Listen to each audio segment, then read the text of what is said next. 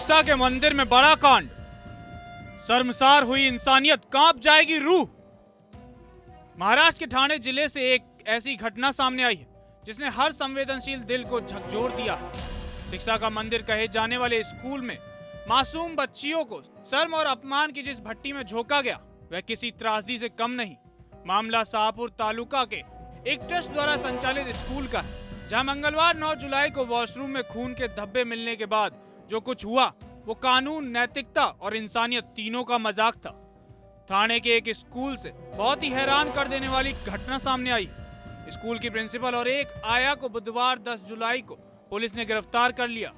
साथ ही 4 टीचर और 2 ट्रस्टी पर भी केस दर्ज कर उन्हें अरेस्ट किया गया है। इन सब ने करीब 10 लड़कियों के कपड़े उतार कर देखा था कि वे पीरियड्स में हैं या नहीं। ये सब इसलिए हुआ क्योंकि स्कूल के बाथरूम में खून के धब्बे मिले थे। बाथरूम में खून देखकर शुरू हुई जांच। पुलिस के मुताबिक मंगलवार 9 जुलाई को स्कूल के लोगों को बाथरूम में खून के धब्बे दिखे। इसकी खबर टीचर और प्रिंसिपल को दी गई, ये जानने के लिए कि यह खून किसका है। कक्षा 5 से 10 तक की सभी लड़कियों को बड़े हॉल में बुलाया गया। वहां बड़ी स्क्रीन पर उन्हें बाथरूम के खून के धब्बे दिखाए गए। फिर लड़कियों से पूछा गया कि कौन कौन पीरियड्स में है। जिन लड़कियों ने हाथ उठाया उनके नाम लिखे गए। बाकी लड़कियों को बाथरूम में ले जाकर आया से चेक कराया गया। इसमें कल पॉक्सो एक्ट के अंतर्गत एफआईआर रजिस्टर हुआ है। टोटल 8 लोगों के अगेंस्ट एफआईआर रजिस्टर हुआ है। उसमें से 5 लोगों को अरेस्ट किया है, उनको अभी कोर्ट में पेश किया है।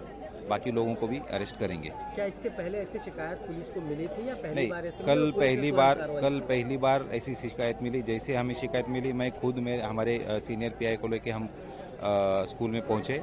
वहाँ पे हमें पूरा इंसिडेंस पता चला। फिर जो इंसिडेंस था उसके रिगार्डिंग जो भी कंप्लेंट थे वैसे उस हिसाब से हमने एफआईआर दर्ज की है कल। और कल ही 2 लोगों को अरेस्ट किया।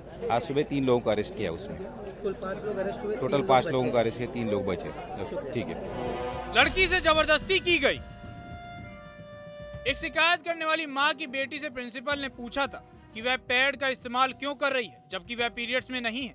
प्रिंसिपल ने कहा कि लड़की झूठ बोल रही है और जबरदस्ती उसका अंगूठा का निशान ले लिया। माँ बाप का गुस्सा और शिकायत।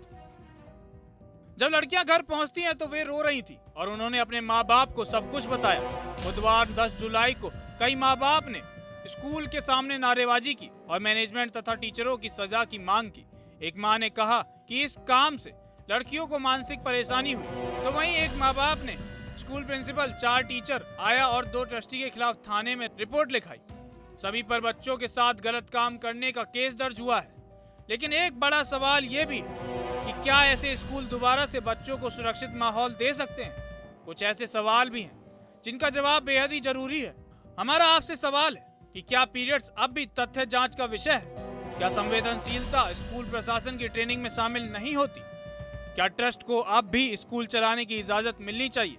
और सबसे बड़ा सवाल, जब छात्राओं को मासिक धर्म के बारे में जागरूक किया जाना चाहिए था तो उन्हें शर्मिंदा क्यों किया गया? क्या हमारी शिक्षा प्रणाली अब भी लड़कियों को अपराध बोध सिखा रही है? ये कोई मामूली घटना नहीं है, ये हमारी सामाजिक मानसिकता की गंदी परत है जिसे साफ करना अब बहुत ही जरूरी है।